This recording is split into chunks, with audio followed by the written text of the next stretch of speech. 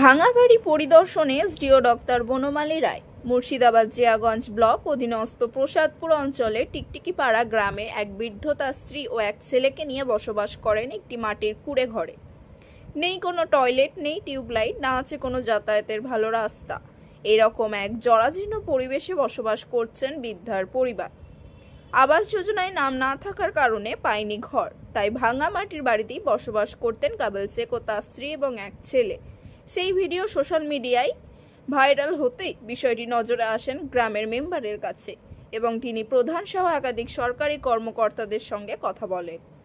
অবশেষে বুধবার বিকালে এসডিও ডক্টর বনমালী রায়, পঞ্চায়েত সমিতির সভাপতি হাজেরা বিবি, ইমাম প্রতিনিধি মাওলানা আব্দুর রাজ্জাক, পূর্ত কর্মদক্ষ আবু তালেব শেখ, জেলা পরিষদের সদস্য মগদের সরকার, স্থানীয় মেম্বার সহ একাধিক সরকারি অধিকার ও জনপ্রতিনিধি আসেন এবং বাড়িঘর দেখে যান। ডক্টর বনমালী রায় জানান, বিষয়টি নজরে রাখছি এবং যত তাড়াতাড়ি হয় কাবিল শেখের ঘরের ব্যবস্থা করা হবে।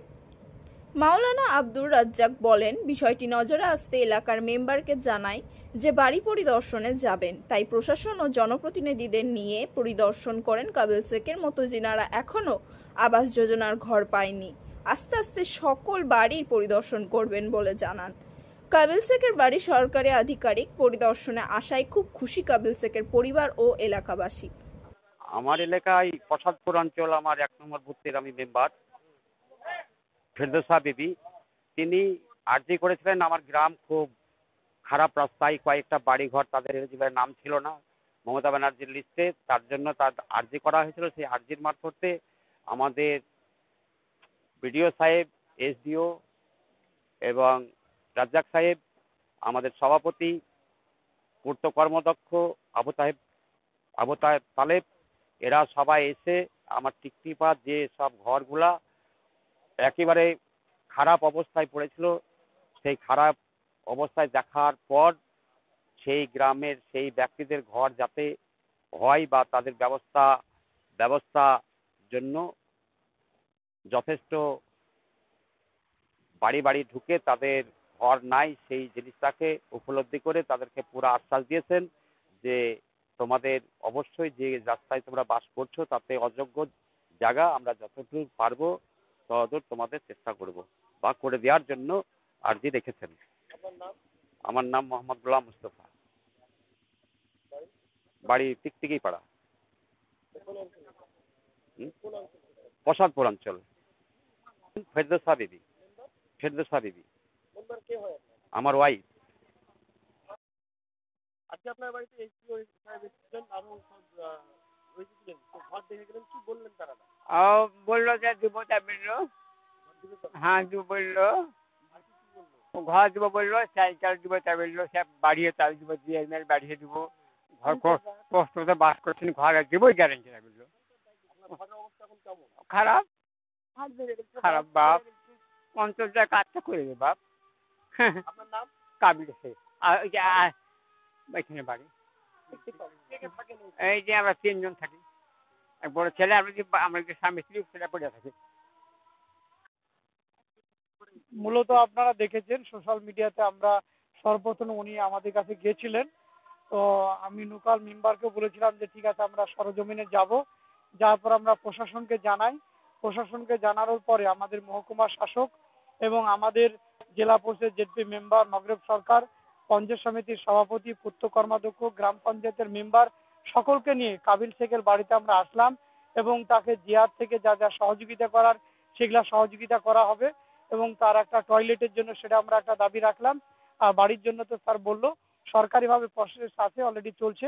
আপনাদের মাধ্যম দিয়ে সোশ্যাল মিডিয়াতে কাবিল শেখের ভিডিও ভালো একটা ভাইরাল হয়েছিল এবং আমরা দেখলাম যে সত্যি তিনি অসহায় ব্যক্তি, এরকম অনেক ব্যক্তি আছে, তাদের কাছেও আমরা আগামী দিনে যাব, এই অঙ্গীকার আপনাদের সকলের মাঝে করছি। আমরা ইমামদের তরফ থেকে আমি সর্বপ্রথম এসেছিলাম, পরবর্তীকালে আবার আমরা যাব, যে আমরা এরকম কাবিল শেখ আরো যারা আছে তাদের পাশে দাঁড়াবো। আমরা গ্রামের নাম হচ্ছে প্রসাদপুরের টিকটিকি পাড়া, মুর্শিদাবাদ জিয়াগঞ্জ ব্লক। বাংলার মাননীয় মুখ্যমন্ত্রী যেভাবে মানুষের পাশে দাঁড়িয়েছে, তার ক্ষেত্রে আমরা কাবিল শেখেরও সে শুভেচ্ছা বাংলার মাননীয় মুখ্যমন্ত্রীর কাছে চাইছি, যাতে ওনার একটা বাড়ি পাই, তাহলে ওনার কাছে ভালো হবে এবং বাংলা আবাস যোজনা পেলে সে উপকার হবে, দুই স্বামী স্ত্রী মিলে থাকে, এই বার্তা আপনাদের সম্মুখে আমরা দিচ্ছি। চলুন।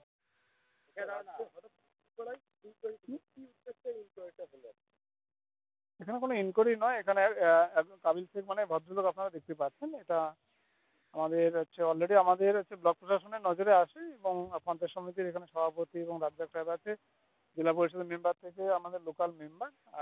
ওনার বাড়ির কন্ডিশন এবং ছেলেমেয়েরা আছে বাইরে থাকে এবং আপনারা দেখতে পাচ্ছেন যে বাড়ির কন্ডিশন খারাপ, বা বাংলার আবাস যোজনার নাম ওঠেনি, সেটা আমরা দেখছি কী কারণে ওঠেনি। এবং বাকি যেগুলো আমাদের সরকারি যে পরিষেবাগুলো, স্বাস্থ্যসাথী, খাদ্যসাথী মানে রেশন, তারপর ভাতা, এগুলো ওনারা পাচ্ছেন।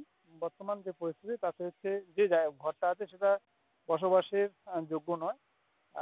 তো আমি আমার নজরে আসে এবং আজকে আমরা আবার সবাই মিলে এসেছি, যাতে পরবর্তীতে যে সরকারি সুযোগ সুবিধা যেগুলো অলরেডি পাচ্ছে, আরও যেগুলো ওনার পাওয়া দরকার, যেগুলো দেওয়া হচ্ছে সেগুলো যাতে পায় এবং ওনার মানে বাড়িটা যাতে বাসযোগ্য করা যেতে পারে ভালো করে করার জন্য, সেটাই জন্যই আমি দেখতে আগামী দিনে সেই জিনিস ওনারা যেহেতু মানে ওনার ওয়াইফ নিয়ে আছে, এখানে আছে, দুজনেই বয়স্ক লোক, তার মানে যেন খুব যে ঘরটা যেটা আছে, যে ঘরটা এখন আমরা দেখতে পাচ্ছি সেই ঘরটা যাতে আরো ভালো করে ওরা বসবাস করতে পারে তার জন্য দেখা যায় যত তাড়াতাড়ি সম্ভব আমরা চেষ্টা করছি কিছু